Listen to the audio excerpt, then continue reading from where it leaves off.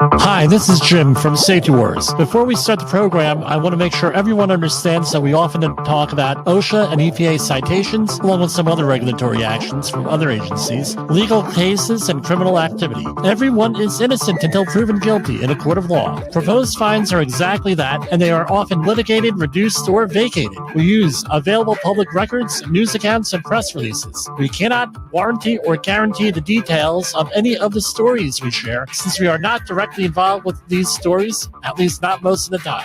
Enjoy the show. This show is brought to you by safetyfm.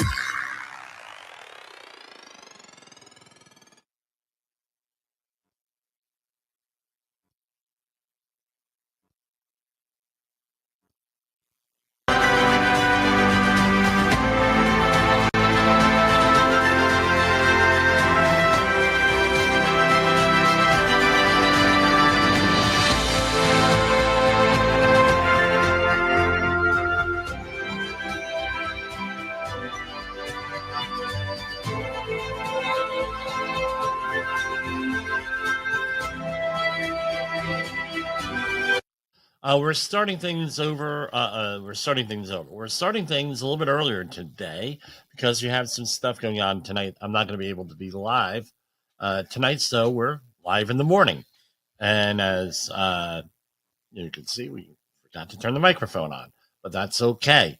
We are going to a couple of developments here happened in the last couple of days that I don't see anyone else going out and covering in the news. And I'm shocked with some of the LinkedIn people out there. I know we're all busy, that this didn't go around the world 3 times already on LinkedIn, in 10 minutes. So we are going to be giving you raw information here, right? We got this story came across on my Google alerts, and I'll give them credit where credit's due. Bloomberg Law did a story on this, and with a link to the actual settlement, which I have not been able to find anywhere else out there. And what happens in the safety industry when you have less information, where you have all these information filters out there, you get a lot of message sent and message received type situations. When the message sent is this, and the message received is this, and always in the favor of the people who don't want to comply with OSHA regulations, OSHA standards, OSHA anything, or they inadvertently, they're well-meaning a lot of time. Most of the time people are well-meaning, where we're going to interpret things in an advantageous way to them in the moment. So we all know that based on all of our discussions here over the last, and it's going on 300 episodes, that we have, all the different shenanigans and everything else that go on out there with stuff, what the people you've got to deal with, all of the nonsense, gaslighting, you name it, we got to deal with it here in the safety industry.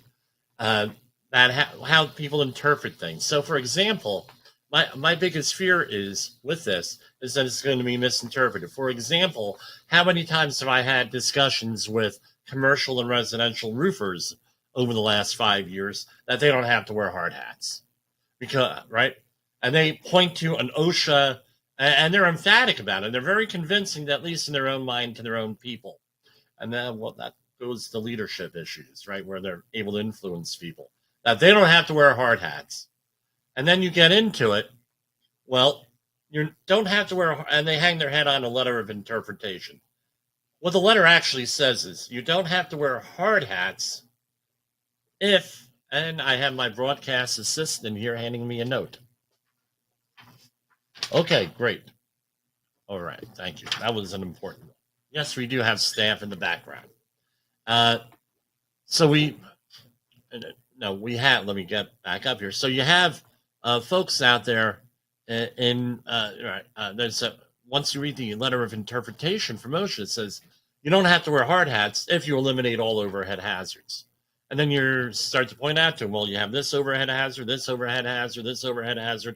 Oh, and by the way, one of the new hazards to the head that has been recognized over the last few years is same level falls, where the hard hat, when you fall, the hard hat falls off and you hit your head.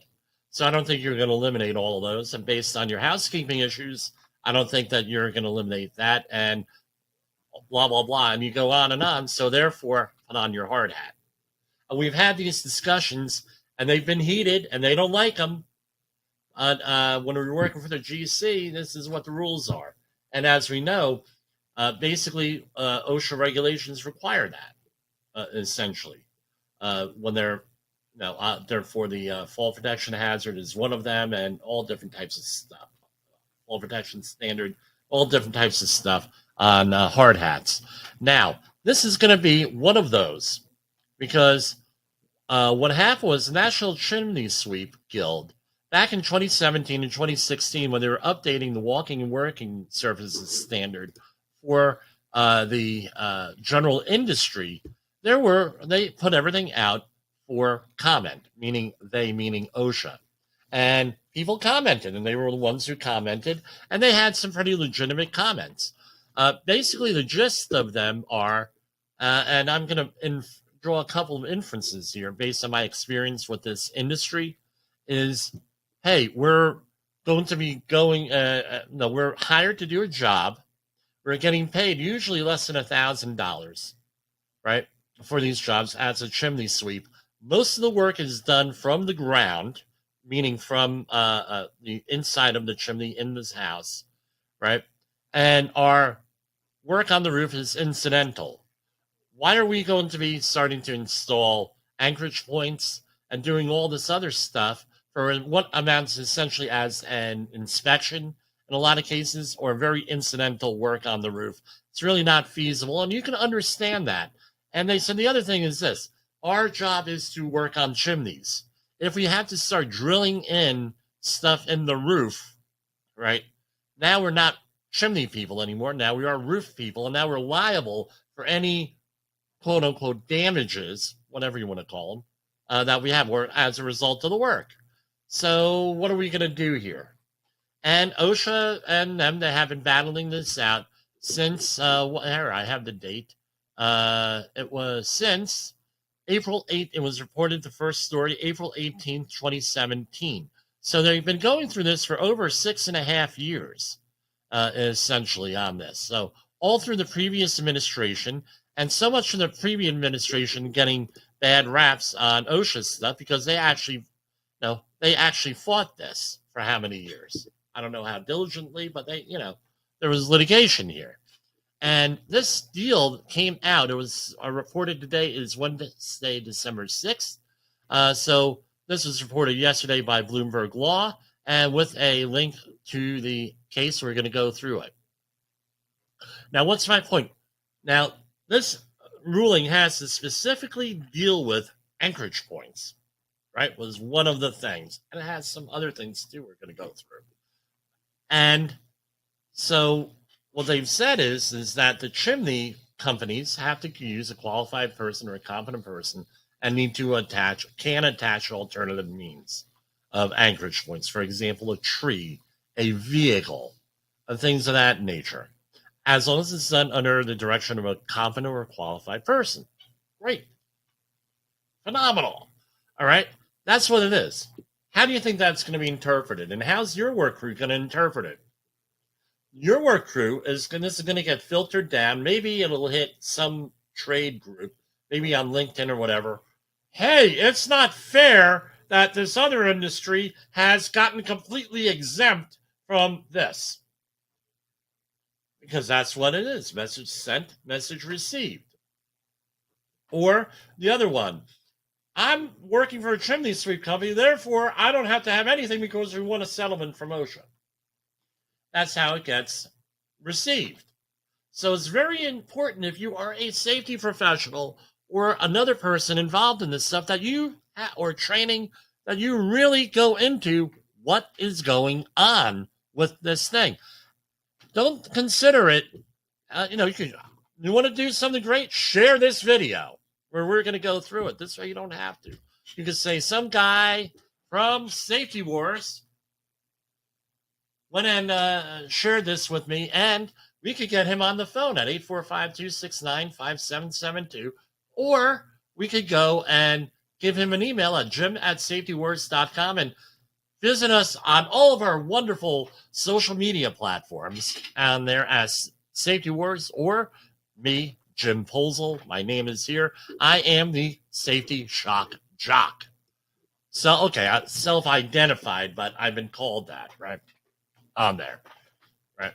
What is a shock jock? Someone who makes you, shocks you into, and makes you think. So that's basically it. So without any, let's go into a commercial break, and right here, and then we're gonna get started because I got to do share screen and everything else, right? Have you listened or watched the Safety War show? It does stream live on the radio and on the streamer-emers that we have. So if you have not taken a listen to Jim Posel and what the hell he's doing every evening with Safety Wars, I would strongly encourage you to take a view or take a listen, whichever option is available for you, and take a listen to what the hell he has going on. It will take some deep dives and some information that you might be interested in. Well, I'm not going to be little here. I'm going to be the same size. But we're going to go through, can we do it equal? Yes, we can. We can do it equal here. Again, this is a link to the case from, the link was from Bloomberg Law.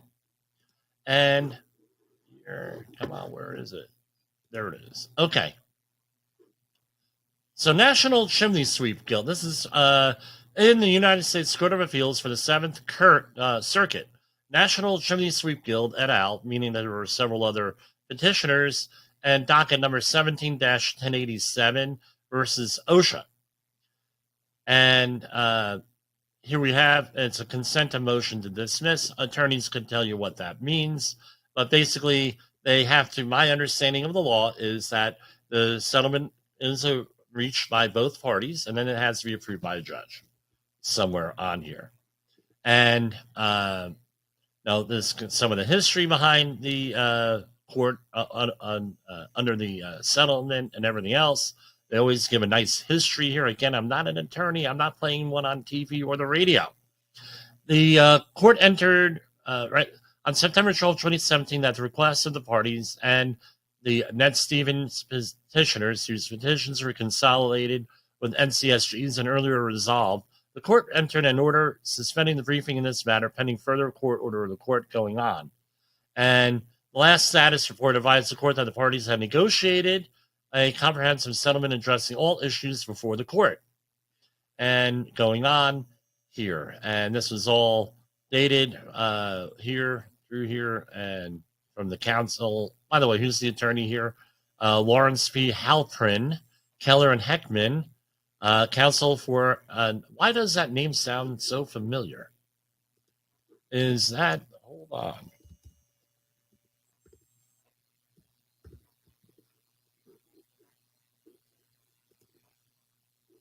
Hold on. Yes, Keller and Heckman. I'll give another podcast and I know I go off subject there occasionally. So Keller and Heckman, they have their own podcast, which I'm going to really recommend, which is OSHA 3030 podcast with Keller and Heckman. This gentleman is often on the air. I believe he's a co-host. Manish Rath is listed as the host here. So they're probably going to cover this case and right, and I'll let you know about it here. And all forward around, right. So the Secretary and NCSG stipulate and agree as follows. National Chimney Sweep Guild. Stipulation and settlement agreement incorporated by the reference attached going on 15 days. And OSHA agrees that they're going to send this out.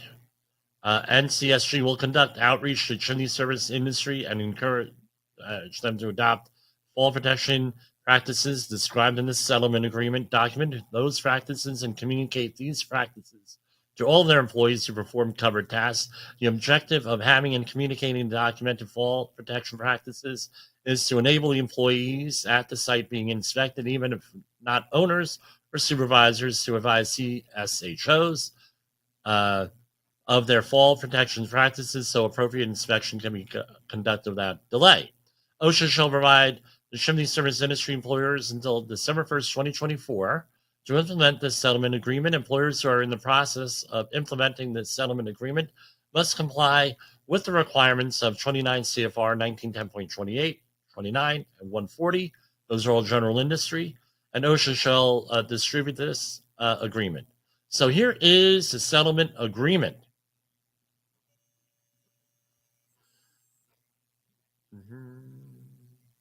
And item 1A is, hey, this applies to the chimney service industry. And no, basically that's it. They do not apply and may not be used for any work and performed by an employer outside the chimney service industry. They do not apply to and may not be used for construction activities. So this is another catch point that we're going to have. Companies and people are going to say, well, this applies to the construction industry. And then my first question, when I get this thing back, I said, well, did you have the OSHA outreach course? Yes. Well, then you know the difference, or they should have pointed out the difference between general industry and construction. No, they didn't. I don't know what you're talking about. It turns out that they bought their things on the street or they used an online program where they didn't explain that exactly like they're supposed to. The agreement identifies fall protection options that will be deemed compliant and going on. Now, this is the two big things, and we're going to go into the two examples that they give. The service industry shall be subject to the fall protection requirements under general industry, 1910.28, 1910.29, 1910.140 as written. The anchorages identified in appendices A and B, right, selected and used by or under the supervision of a competent person per the specific criteria set forth in the relevant appendix will be deemed to satisfy. There are two appendices here that we're going to talk about.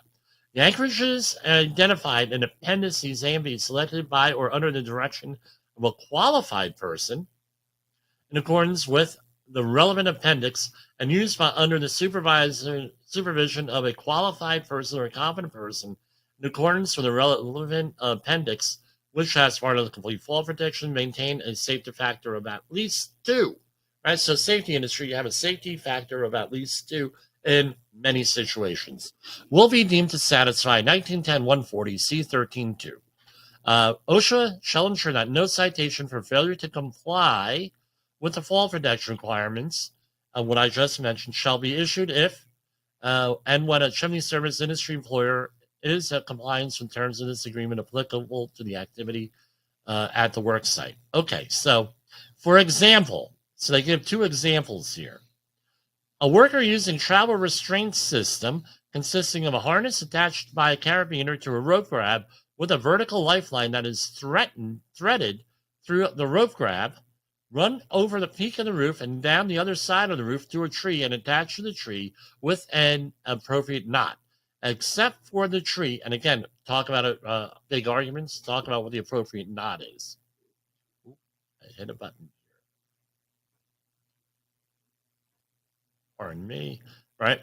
Except for the tree and the knot, all individual components selected by the sweep to assemble the travel restraint system meet the technical specifications in the 1910.140 and are being used with any restrictions and specifications required by the manufacturer. Now, 1 and 2 now start to differ slightly. In that situation, the tree that is serving as an anchor meets all criteria in Appendix A through Section 3, blah, blah, blah. Okay, great. In that situation, a competent person is authorized to select the individual components, assemble and install the travel restraint system, and to use or supervise its use to perform the covered tasks. Rope grab means a deceleration device for travels. Okay, now, so, example 2. All right, says the same thing. essentially, except a qualified person, right? Could do the same thing. And going on, okay, here we have definitions. We have note number 3. The initial installation of a chimney cap, which OSHA views as a construction activity. Remember, now you got to comply with the construction standard, is deemed to fall within the definition of covered tasks for purposes of this agreement only. So this agreement includes the installation of a cap, right? The removal and replacement of an existing chimney cap may be part of either Section 1910.28 assessment or a covered task, depending on the circumstances. The following explanatory material going on and different definitions. Employers qualifying to operate under this settlement agreement. Each employer electing to operate under this settlement agreement shall, before commencing activities under this settlement agreement, ensure it has documented its safety program for rooftop work. That means you give someone like me a call to write the plan for you, right? Identified in its safety program for rooftop work the covered tasks that will be performed by its employees and any restrictions on the covered tasks that may be performed by a particular employee. Identified in the safety program for rooftop work the fall protection options described below that will be installed and utilized by its employees, and any restrictions in the fall protection options, right? Pardon me. No. So use and any restrictions in the fall protection options that may be installed or utilized by a particular employee. Obtained and provided its employees with the equipment necessary to perform the covered tasks and to install and utilize the fall protection options that the employer has chosen to include in its safety program for rooftop work. Consistent with any restrictions placed on the covered tasks performed or fall protection options installed or used by and going on. Provided its employees with training necessary to perform covered tasks and implement fall protection options that the employer has chosen. Again, 845-269-5772. I'll give you that training. Each employer electing to operate under the settlement agreement shall ensure their qualified persons, competent persons, and employees implement the procedures. Now that includes something on here that you got to do coming up here. Safety program requirements. So, you have to have, and Section A, we're in Roman numeral 4, safety program for rooftop things. You have to have a written program. You have to have training in that program. And blah, blah, right? And comprehensive training program. It goes through all of the requirements for a training program. So basically, you have to document training. All training must comply with 29 CFR 1910.30, general industry. All required training must also be provided to an employee before that employee performs or supervises work using any fall protection option identified in Appendix A or B of this agreement. And it has to be, the comprehensive training program must be developed and conducted by a qualified person. And the program must include a written certification by a qualified person that the program complies with this agreement. So if you are giving training to these folks, you better make damn sure that you are a qualified person. And how do we make sure that that happens? A qualified person means a person who, by possession of a recognized degree, certificate, or professional standing, or who, by extensive knowledge, training, and experience, has successfully demonstrated the ability to solve and resolve problems relating to the subject matter, the work, the project, or the project within the scope of this agreement. What is a competent person? It means a person who is capable of identifying existing and predictable hazards in any fall protection and any personal fall protection system or any component of it used under this agreement, as well as their application and uses with related equipment, and who has authorization to take prompt corrective action to eliminate identified hazards. Now, I have, and let me cover up the client name here. We've developed this. to help you identify your confident person and what their duties are and to assign them. It's got to be in writing, guys. If it's not in writing, bad things happen when this one, especially if you're in a state like New York, because then guess who becomes the confident person? The owner or the foreman, depending on, or the supervisor, and things pretty much go to Guvno after that. Okay, each employer electing blah blah blah. We already mentioned this. Safety program requirements, right? You have to have it, the program and everything done by a qualified person, qualified individual. And it gives you the outline. This is all pretty standard fall protection stuff. The C, the safety program for rooftop work must include the following requirements for covered tasks. It has to have what? A written fall protection plan based on a hazard assessment.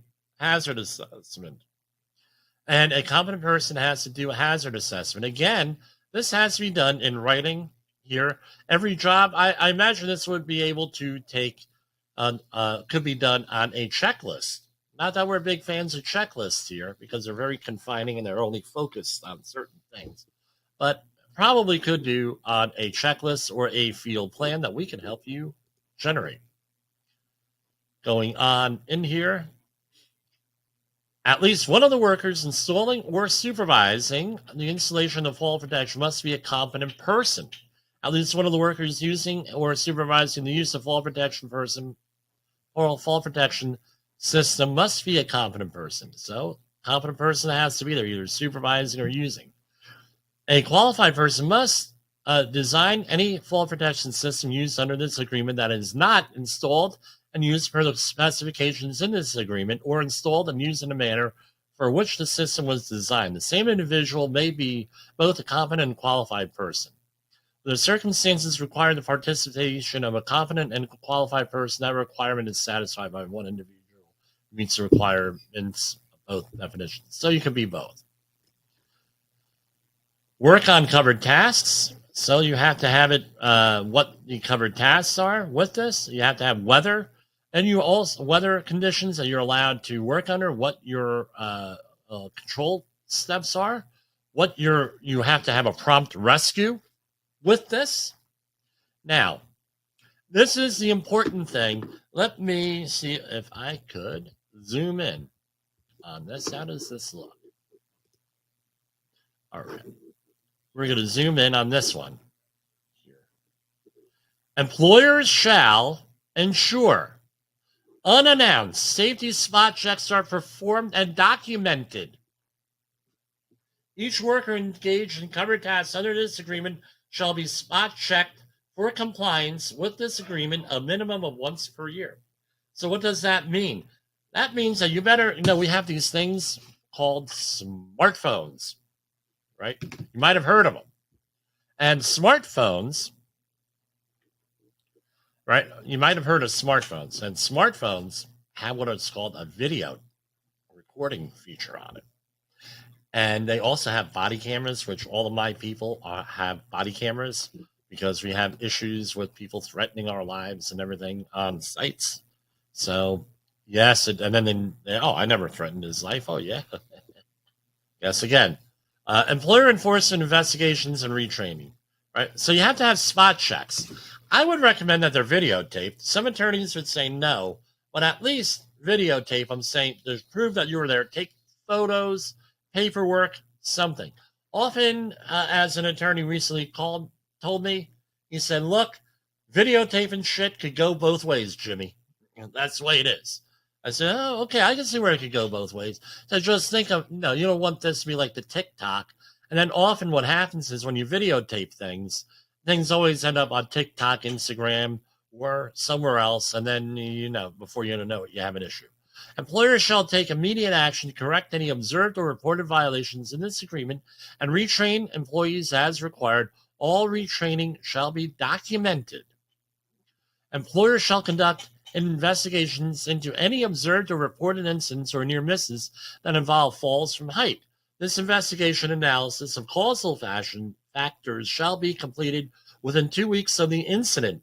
Employers must implement appropriate changes if necessary to prevent similar incidents in the future, and must document such changes.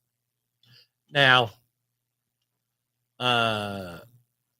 assessments under this.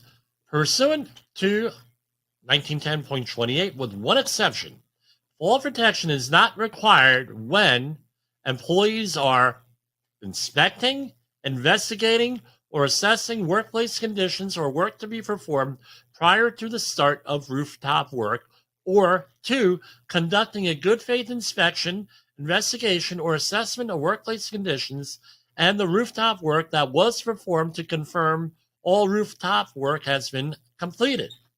So what does this mean? Before you start the work, do an inspection, okay, do an assessment, blah, blah, blah, blah, blah, assessment of workplace conditions. And number 2, to make sure the work was done properly, right? The exception is that the employees must use any fall protection system or equipment meeting the requirements of 1910.29 that has been installed and that is available and adequate for workers to use for pre-work and post-work assessments. So let's say that you go up there, they already have a system set in place. You got to use it. Okay, the following rooftop activities fall within the scope of 1910.28 assessment. Inspecting flashing shingles, rooftop vents, and chimneys, which includes removing a chimney cap with a screwdriver or screw gun to allow inspection of the crown and inside the chimney cap and flue with the aid of a flashlight and or a camera, and then replacing the chimney cap with a screwdriver or screw gun while on the roof. Incidental chimney cleaning activities, such as reef removal of creosote, may also be considered part of the section 1910.28A2 assessment for purposes of this agreement.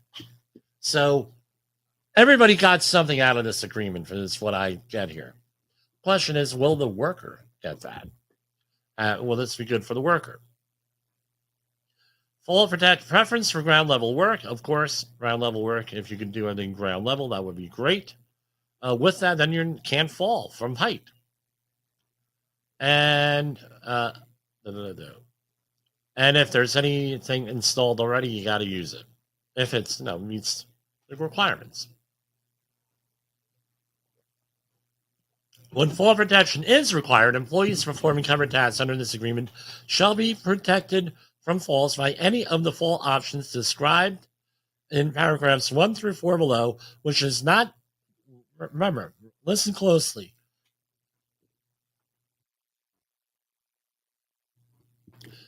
which is not infeasible and does not create a greater hazard pursuant to OSHA Safety and Health Review Commission case law, and may use a combination of these options. A fall protection aid may be used by an employee to prevent a fall while traveling to or from a covered task, or while setting up and removing the fall protection option that will be used while performing the covered task. 1. Pardon me. A travel restraint system that complies with the requirements in Appendix A of this agreement and is otherwise subject to 29 CFR 1910.140. A personal fall arrest system that meets the requirements in Appendix B of this agreement and is otherwise subject to 29 CFR 1910.140. 3. Working from an aerial work platform that complies with 29 CFR 1910.67. Working from portable ladders where the physical conditions at the work site permit the use of ladders will be in compliance with 29 CFR 1910.23. Note, employers shall ensure that employees move ladders from location to location around the work site as often as necessary to safely assess the areas where work is to be performed. In other words, you don't put it on one piece of the roof and then leave it there, and the roof is like 200 foot long. Don't think that happens? I've seen that, right?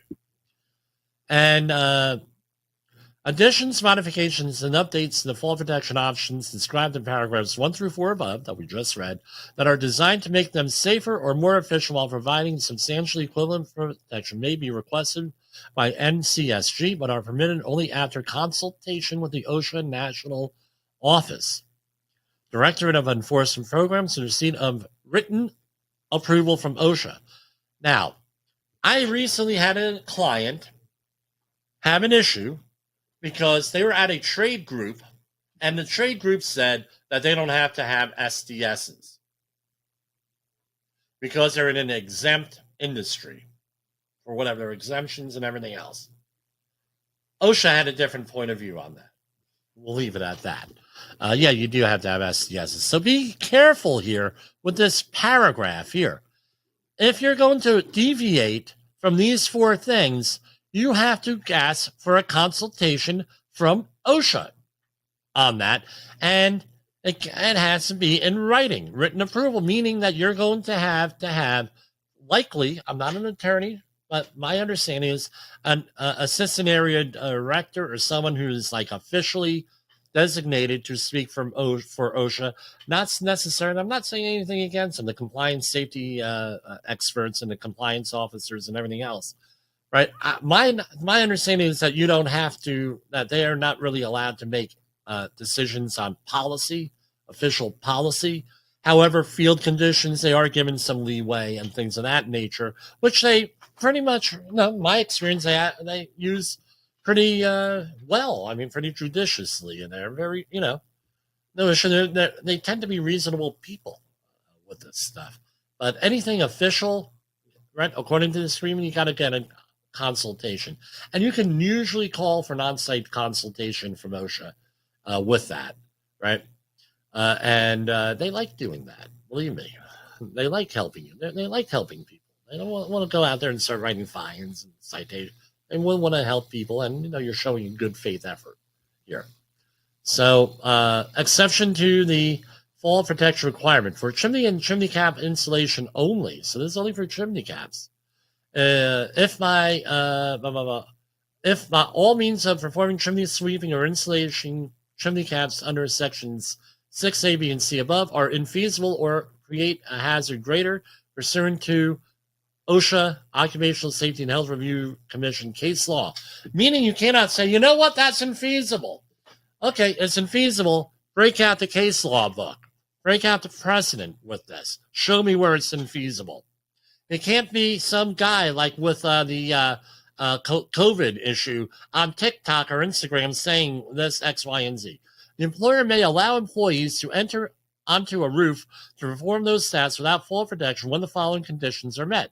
1. A competent person has determined by visual inspection that the work surface is in good condition and capable of supporting the employee. Employees shall not enter into any portion of a roof where the roof pitch is greater than 4 in 12. Employees shall keep their centers of gravity low whenever walking on or working from the roof, and meaning you're going to be on your hands and knees, which is the old way of doing things. BO way, before OSHA way. Employees shall take an access path that minimizes time spent within 6 feet of the edge of the roof. That's the whole thing with moving the ladder around. Appendices. Now, what I would do with this, if I was going to go, because OSHA doesn't like to contradict itself usually, if I was going to call for an on-site consultation, even in the construction industry, I would try to use this document here. Say, look, you're allowing this, this, and this, and blah, blah, blah. Can we get a decision on this? This might be a good letter of interpretation, right? Here, right? If someone wants to, not going to be me, but if someone wants to write a letter under a letter of interpretation under OSHA, this might be a good one that you could do, because I could see this application and what they're requesting here as being applied to other roof work, all right, with this. But like I said, it would be nice if you get something in writing. Not nice, it's like you should get something in writing with this stuff. All right, so this is using a travel restraint system. Travel restraint system is designed to use to prevent an employee from going over the edge of a walking and working surface rather than arresting a fall after going over the edge. A travel restraint system should not be relied upon to arrest a fall because it is not designed to handle the potential forces generated in a free fall. All right? Remember, the anchorage point on a travel restraint system is what? 3,000 pounds usually, which is not 5,000, right? With that. So that's why they have this, and that's my letter of interpretation. A travel restraint system generally consists of an assembly of components: anchorage connector, lanyard, a center descent device, lifeline, or body support that an employer uses to eliminate the possibility of an employee going over the edge of a walking and working surface. Okay, it looks like we're going to go over time here. Well, let's see. Here for the Safety FM broadcast. Except as provided in this agreement, use of a travel restraint system shall be subject to all applicable conditions. And a qualified person may, in the exercise of his or her knowledge, training, and or experience, determine that some of the criteria listed below may be performed. So here we have a chimney-based travel restraint system. While it may be set up in a variety of ways, our chimney-based travel restraint system generally means a combination of line tightly wrapped around a chimney to which a lanyard and body support, meaning a belt or a harness. Again, I don't ever recommend a belt for anything because it often then turns into a fall protection use. So I always recommend harness with that. But,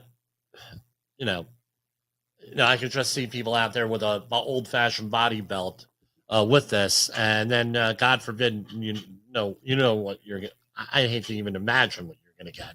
So I would suggest just a harness with this, with appropriate D-rings and everything else. I do not do body belts, period. Conditions for use. A competent person must determine that the chimney is suitable for this purpose and that the travel restraint system can be safely attached to the chimney. A non-enclosed chimney or vent, aka a manufactured chimney or vent with no shades, is not suitable for this purpose. Now, here's something else. What are the conditions of these things? This goes into this. What are the conditions? Have you ever seen some of these chimneys? They haven't been serviced in years, especially on residential dwellings. I've had them where we've had to completely point chimneys on commercial buildings. I've seen houses, and I've spoken to roofers where the freaking chimney, part of their job, they go up there to do the roof. They said, look, we can't leave this chimney the way it is. So will that chimney be able to withstand an anchorage point of 5,000 pounds? I don't know. Chimney may not be within 6 feet of the cable edge of the roof.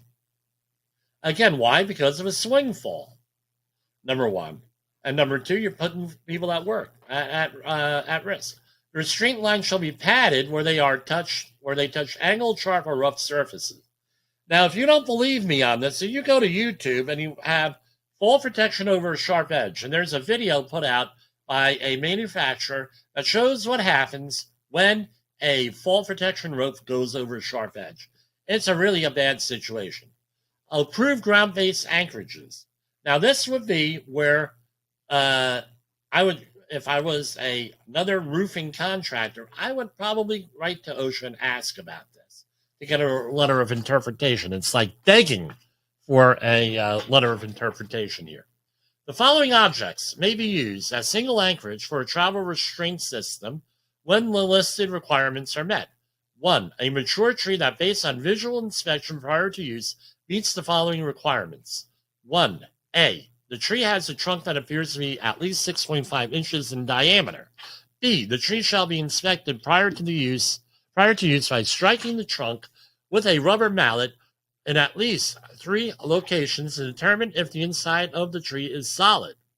C. The tree is substantially in line with and on the opposite side of the roof from the work being performed. I would think like a 60-degree thing is probably what I would do. Then 60 degrees. Why? Because that's where all the other anchorage points are designed as in the industry. The rope and or webbing between the tree and the eaves is at as shallow an angle as possible to minimize the risk of anchorage sling slippage and to maintain a lateral load on the trunk. The anchor sling is installed as low as to the ground as possible. Is secure because lower is less. Lower means less force, right? Less leverage on the root system. It does not slide up on the trunk. If nails and or screws are used to secure the slings, they shall be placed above the sling, not through the sling. Again, how many times do you see on LinkedIn or Instagram or TikTok you get people nailing ropes to the roofs? That's none, and say, well, that's fall protection. Yeah, baloney. And it says a minimum 3. If necessary, the rope/rubbing shall be protected from any visible contact with tree sap. The tree trunk shall be substantially free of visible fungus, rot, cracks, splits, or decay. And it goes on and on and on and on here with this. Again, they said you could use it. This is along the old joke, right? Yeah, you could go swimming, right? But don't go near the water, sort of thing. That's what OSHA has done here with this agreement. Now, I can see all different types of abuse, and it goes up to the letter P here with this, right? And I would say that I think it would behoove you, if you are a confident person or a qualified person and you want to go for use this, you should probably get credentials from an arborist society or arborist organization on here. A structural member, such as a wooden structure or metal structure that, based upon visual inspection prior to use, meets the following requirements. 1, a wooden structure that is made from 4x4 lumber, which is actually 3.5 inches by 3.5 inches, or equivalent, e.g., 2x4 lumber joined from the form of 4x4 lumber. Or, right, free of rot or cracks or decay, substantially in line with and on the opposite side of the roof from the work being performed. Right? A metal structure that is solidly connected goes on and on. Now, you can look this up. A vehicle that, based on visual inspection prior to use, meets the following. And you know what? I better.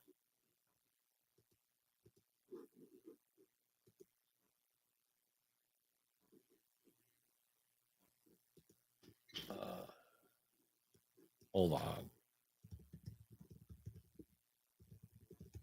Because I'm going to lose this here. All right. A vehicle. Now, this is what we always hear. Can you connect to a vehicle? Yeah, you can. But now we have some standards that we can do that OSHA has issued.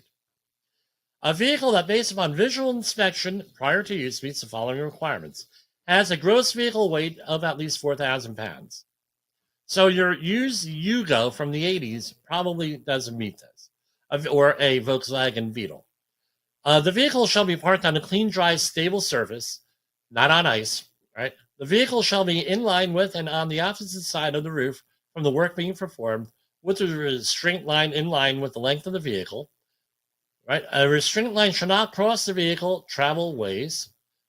A vehicle shall be parked with the ignition off. A vehicle with an automatic transmission shall be in park. A vehicle with a manual transmission, which they still make, by the way, shall be in gear. The vehicle shall have a parking brake set, wheels shock to restrain movement, and the vehicle in both directions. So what does wheel shock mean?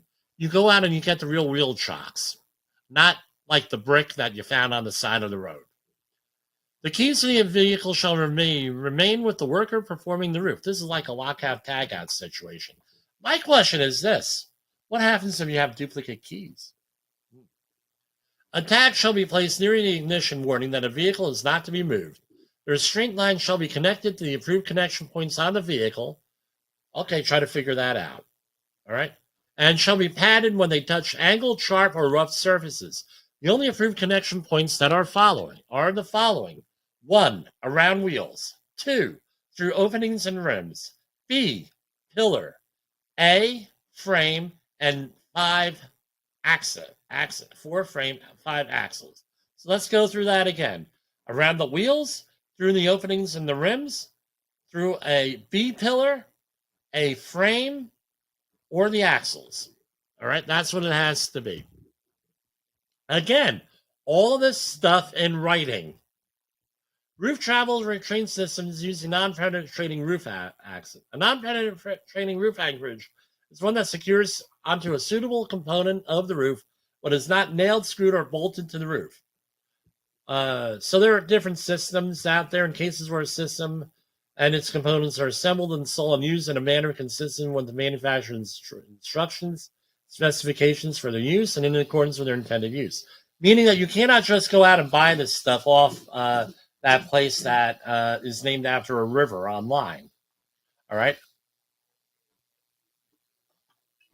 You have to actually go to the manufacturer, buy it, or if you buy it from that place that I mentioned, you have to have some type of real training with this. And this is where people fail, is they don't read the instruction manual. I know how to do this. This is the way it must go. They don't read the instruction manual, and then guess what happens? Bad things happen. The system may only be relied upon to provide fall protection while performing the work where the location and characteristics of the work is, and the roof slope, right, and won't dislodge and the anchorage point. The roof slope is not more than the slope for which the system or its components are rated by the manufacturer. Again, get training on that equipment. Read the instruction manuals. Personal fall arrest systems. Let's see what's different here. This looks like all of the normal sub for general condition. Rooftop personal fall arrest systems are in Appendix B, right? A non-penetrating roof anchorage is one that secures onto a suitable component of the roof and is not nailed, screwed, or bolted to the component. In cases where a system or its components are assembled, installed, and used in accordance with the manufacturer's instructions and specifications for their use, and in accordance with their intended use, a competent person may assemble, install, or use the system or supervise the system's installation or use. Otherwise, the determination that this system is safe and appropriate to use as a personal fall arrest system under the circumstances at the site must be made by a qualified person. The system right? So you have to have, right? You read the instruction and a competent person installs, or a qualified individual has to go and make a call as to whether it's appropriate or not. The system may only be relied upon to provide fall protection while performing the work, where the location and characteristics of the work and the way the non-penetrating roof anchorage is installed will not dislodge the penetrating roof anchorage. Roof slope is not more than the slope for which the system or components are designed. Appendix C, non-exclusive list of covered tasks. Following is a non-exclusive list of covered tasks. These tasks are only covered by this agreement to the extent that they fall in. So everything that I mentioned here is only under these things related with chimney sweeping, insulation, remove and replace chimney covers or caps, waterproof or paint a chimney, repair chimney crowns, repair chimney chase, repair grouted and or mortared joints, replace chimney liners, replace broken or missing clay chimney liner tiles, replace broken missing masonry units, repair flashing, repair roof flue or mechanical exhaust vents, replace shingles. The term covered task includes any other similar chimney maintenance or repair tasks that do not constitute construction. In some situations, the only practical means of assessing, this is in against specialist access tasks. In some situations, the only practical means of assessing the top of the chimney to perform a cover task is by placing the feet of a portable ladder on the surface of the roof and leaning it against the chimney. In those situations, two types of ladders may be used. A straight portable ladder lashed tightly against the chimney at two different heights, with both legs sitting firmly on the surface of the roof to provide firm support and prevent movement of the ladder. An appropriate rigid spacer may be used at the bottom between the ladder and the chimney to provide a slight incline that makes it easier to climb the ladder and descend it. Using foldable portable ladder with back legs lashed tightly against the chimney at two different heights and from both front legs sitting firmly on the surface of the roof, or a level platform designed for this purpose in order to provide firm support and prevent movement of the ladder. Right? A competent person must determine whether a chimney-based travel restraint system is required in addition to any other fall protection systems. And they give you a model template here along with this agreement here. So that's what I have here. What's the moral of the story? Moral of the story is by December 1st, 2024. That's 1 year from last Friday. That's 1 year from last Friday. You need to be in compliance with this agreement if you're a chimney, if you're under covered activities. Right? And that's essentially it. There's a whole bunch of other OSHA news we're going to save for the next broadcast. But what do you need to do? Essentially, what you need to do is assess, analyze, and act. 3 A's is safety. Assess what the hazards are, analyze what those hazards are, and act accordingly. Write your plans and everything else. We can help you there. 845-269-5772 or jim@safetywars.com. I hope this was a help. And again, I think I'm one of the first, if not the first people reporting on this. And that's what we're dedicated to. Bloomberg Law mentioned this. We're actually going into greater detail. I'm sure there's going to be other stuff out there. OSHA has some resources out there for this.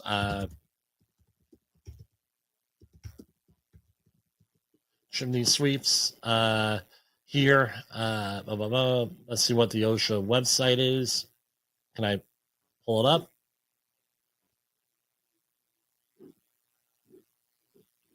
And not really. There's some case studies, but OSHA does have some stuff associated with chimney sweeps here, and all different types of accidents out there with that are associated with this work. And again, you're required as an employer to supply a safe and healthful workplace. So even if they didn't come out with a settlement, you have to supply that safe and healthful workplace. The other thing is this: any of this compliance with OSHA stuff does not actually exclude or mean that there is that you can use this as an excuse if someone dies. I was not following the OSHA regulations. No, not really. You're still responsible if someone dies on your job from a fall. And as we know, 800 and some people in the construction industry die from falls every year. I'm sure we're going to have some follow-up to this and some comments like we normally do. Just want to thank everyone for bearing with me. We went through a very deep dive on this, and we're on this. We're on this with this. I'm now. Please share this to any chimney sweep companies that you know of with this, and inform them of this stuff. So for Safety Wars, this is Jim Posel. We're going to go right on through our conclusion, our outro. Isn't that what they call it, right? You have an intro, you got to have an outro. And we'll see you back here on your next Safety Wars program. Hold on.